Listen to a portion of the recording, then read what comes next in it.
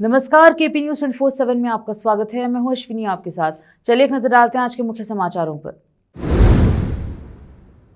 Road traffic सर्वे 26 से 28 फरवरी तक चलेगा। ठेकेदारों के बकाया बिलों के पेमेंट के लिए नगर निगम से आग्रह। सिद्धू का कहना है कि मेरे खिलाफ हो रही आलोचना जातिगत पूर्वाग्रह पर आधारित है। सामाजिक कार्यकर्ता स्नेहमयी को पूर्व मूडा आयुक्त के फर्जी ऑडियो क्लिप के मामले में हिरासत में लिया गया।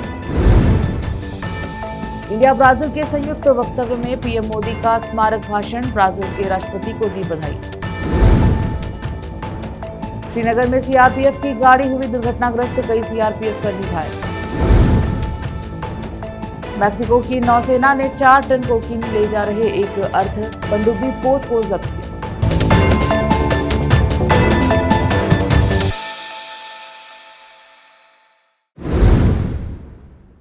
समाचारों का सिलसिला शुरू करते हुए देखते हैं समाचार विस्तार से। कर्नाटका में पब्लिक वर्क डिपार्टमेंट पीडब्ल्यूडी ने हर साल 26 फरवरी को सुबह 6 बजे से इस साल 28 फरवरी को सुबह 6 बजे तक 2 दिन की सर्वे है। इस सेंसस से मिली जानकारी से सरकार को रोड डेंसिटी, ट्रैफिक इंटेंसिटी का पता लगाने, सड़कों की चौड़ाई तय करने, सड़कों को अपग्रेड करने और सड़कों की हालत सुधारने में मदद मिलेगी। यह बात पीडब्ल्यूडी बीदर डिवीजन के एग्जीक्यूटिव इंजीनियर ने अपने बयान में कहा है। विशेष संवाददाता की रिपोर्ट।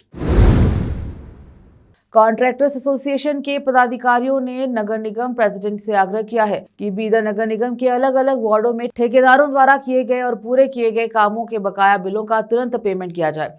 23 फरवरी को होने वाली नगर निगम की जनरल मीटिंग को ध्यान में रखते हुए दिए गए ज्ञापन में आरोप लगाया गया है कि हालांकि ठेकेदारों ने टेंडर के जरिए किए गए कई काम पूरे कर लिए हैं, लेकिन निगम ने अभी तक बिलों का पेमेंट नहीं किया है।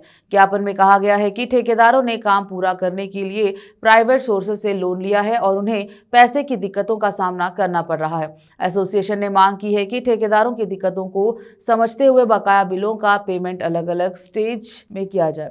इसके अलावा पुराने कामों में बिलों का पेमेंट PWN सखा स्टैंडर्ड के हिसाब से एस्टीमेट तैयार करना, जरूरी कामों का बराबर बंटवारा, ठेकेदारों की एसोसिएशन को निगम में एक कमरा देना, तय तारीख पर ई प्रोक्योरमेंट टेंडर खोलना जैसी कई मांगे रखी गई हैं। इस मौके पर कॉन्ट्रैक्टर्स एसोसिएशन के general secretary Mohammed Anwar, treasurer Mohammed Nazimuddin Anjuma, president Buddha Prakash Bhavikatti, vice president Rajaram P Chitta, Shivanand के पाटिल सहित अन्य मौजूद रहे। विशेष संवाददाता की रिपोर्ट। रोकते हैं समाचारों का सिलसिला, लेते हैं छोटा सा ब्रेक।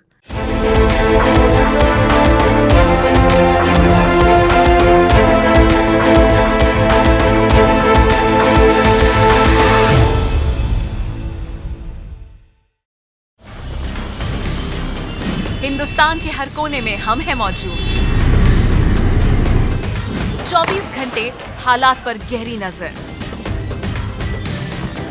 खबरों से जुड़े चुपते सवालात,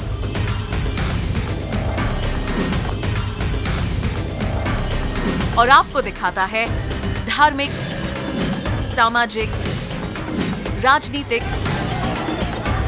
लोकल और इंटरनेशनल न्यूज की सबसे बेहतर कवरेज, जो आपको रखती है हर पल बाखबर। देश और दुनिया भर की खबर के लिए देखते रहें KP news 24/7। Noor education trust Bidar की ओर से चलाया जाने वाला नूर एमएड और BEd college Bidar, recognized by NCTE Delhi, affiliated to Bidar University Bidar. Admissions open for the academic year 2025 to 26. विशेषज्ञ और सक्षम शिक्षकों द्वारा शिक्षा प्राप्त करने के लिए नूर एमएड और बीएड कॉलेज बीदर में दाखिला लें और शांत वातावरण में उच्च स्तरीय शिक्षा प्राप्त करें। बीदर शहर में बेहतर शिक्षा का एकमात्र केंद्र नूर एमएड और BEd college Bidar. For more details contact Noor colony near horticulture centre, Halatgiri के Hyderabad road, Bidar 585403 Karnataka, India. Phone numbers 9945283920, 8050172745।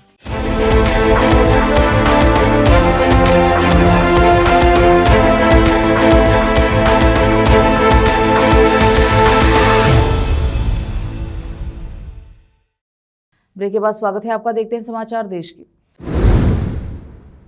विश्व सामाजिक न्याय दिवस के अवसर पर मुख्यमंत्री सिद्धरामैया ने शुक्रवार को आरोप लगाया कि उनके खिलाफ लगातार हो रही आलोचना और व्यक्तिगत हमले जातिगत पूर्वाग्रह और एक वंचित पिछड़े वर्ग की पृष्ठभूमि से राज्य के सर्वोच्च पद तक पहुंचने को लेकर स्थापित अभिजात वर्ग के बीच व्याप्त असंतोष से प्रेरित है, जिसके चलते भाजपा ने इसका खंडन किया है।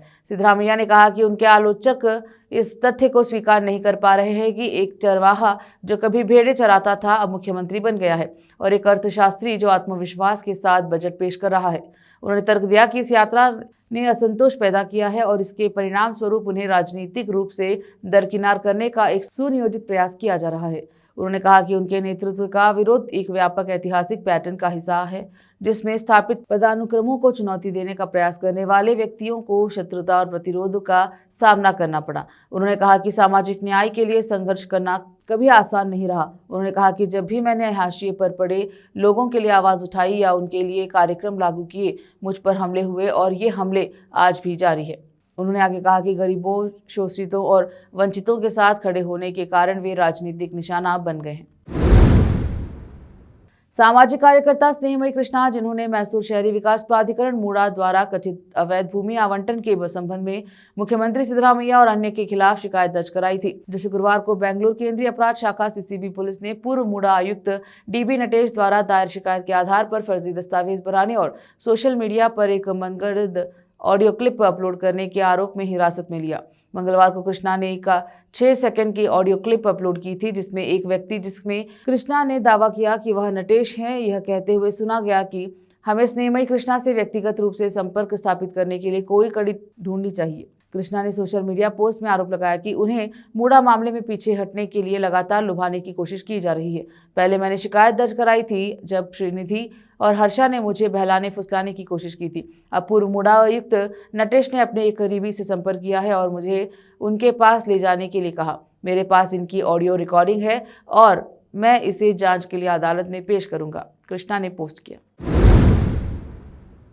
कर्नाटक भर के राजस्व न्यायालय में लंबित मामलों को कम करने के लिए एक महत्वपूर्ण प्रशासनिक पहल के तहत राज्य सरकार ने लंबे समय से लंबित मामलों के निपटारे में तेजी लाने के लिए एक विशेष अभियान शुरू किया है। इस पहल का उद्देश्य वर्षों से चली आ रही उस देरी को समाप्त करना है, जिसके कारण नागरिकों को अपनी शिकायतों के समाधान के लिए बार बार सरकारी कार्यालयों के चक्कर लगाने पड़ते थे। अधिकारियों ने बताया कि राज्य में सबसे अधिक लंबित मामले वर्तमान में बेंगलुरु शहरी उपायुक्त न्यायालय में स्थित हैं। स्थिति की गंभीरता को देखते हुए सरकार ने इन मामलों को प्राथमिकता देते हुए निपटान के लिए एक केंद्रित अभियान शुरू किया है। आधिकारिक आंकड़ों के अनुसार बेंगलुरु शहरी उपायुक्त न्यायालय में कुल 4,963 मामले लंबित हैं। इनमें से 4,154 मामले 1 वर्ष से अधिक समय से लंबित हैं, जिनमें से कई मामले 10 से 20 वर्ष पुराने हैं। इनमें से कई मामले पिछले वर्षों में प्रशासनिक देरी के कारण अनसुलझे रह गए हैं। फिलहाल वक्त छोटे से ब्रेक का, जल्द लौटेंगे ब्रेक के बाद। हिंदुस्तान के हर कोने में हम हैं मौजूद। 24 घंटे हालात पर गहरी नजर, खबरों से जुड़े चुपते सवालात,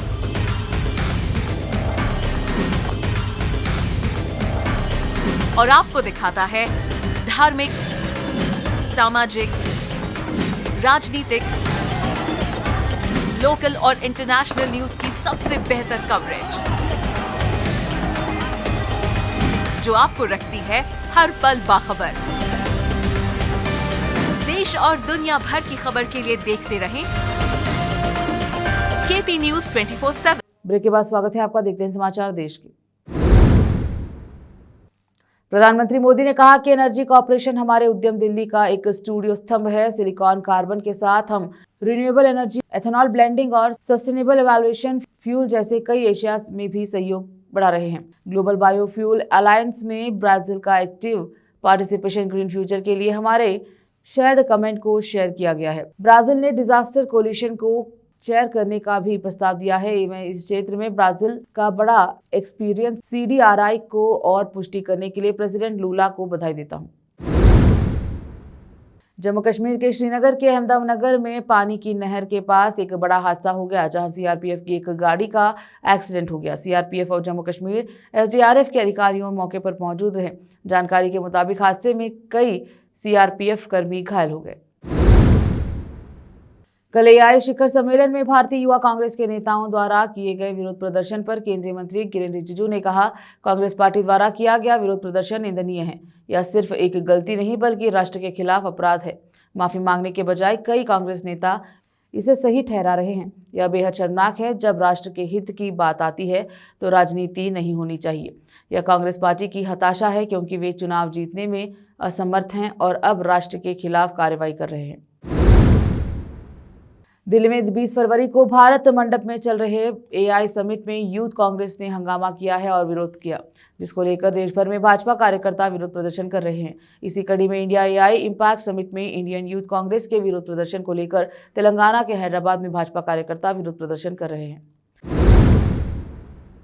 हैदराबाद में रमजान का त्योहार अपने खास व्यंजनों के साथ मनाया जाता है, जिनमें प्रसिद्ध हलीम भी शामिल हैं, जो गेहूं, दाल और मांस से बनी धीमी आंच पर पकाया जाने वाला एक व्यंजन है।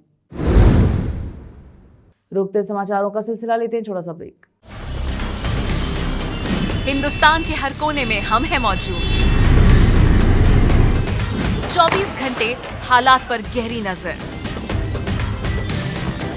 खबरों से जुड़े चुपते सवालात,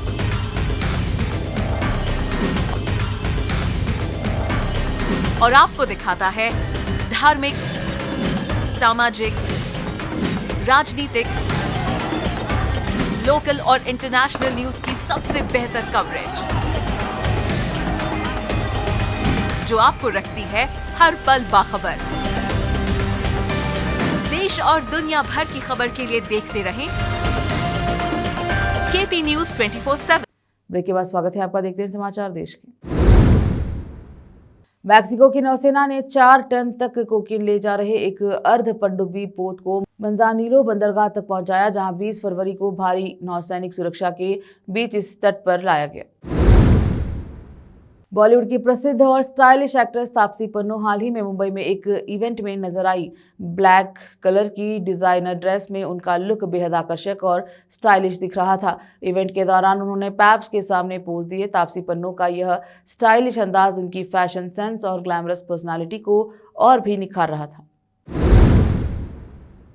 फिर से एक नजर आज की सुर्खियों पर। रोड ट्रैफिक सर्वे 26 से 28 फरवरी तक चलेगा। ठेकेदारों के बकाया बिलों के पेमेंट के लिए नगर निगम से आग्रह। सिद्धू का कहना है कि मेरे खिलाफ हो रही आलोचना जातिगत पूर्वाग्रह पर आधारित है। सामाजिक कार्यकर्ता स्नेहमयी को पूर्व मूडा आयुक्त के फर्जी ऑडियो क्लिप के मामले में हिरासत में लिया गया। इंडिया ब्राजील के संयुक्त वक्तव्य में पीएम मोदी का स्मारक भाषण, ब्राजील के राष्ट्रपति को दी बधाई। श्रीनगर में सीआरपीएफ की गाड़ी हुई दुर्घटनाग्रस्त, कई सीआरपीएफ कर्मी घायल। मैक्सिको की नौसेना ने 4 टन कोकीन ले जा रहे एक अर्ध पनडुब्बी पोत को जब्त किया।